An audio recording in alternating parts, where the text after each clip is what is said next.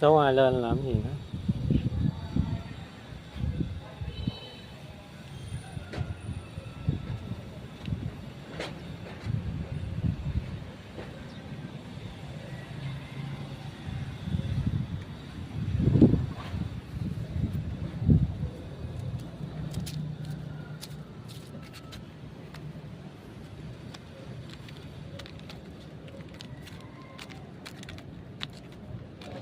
Cái dắt bên hông có luôn nha.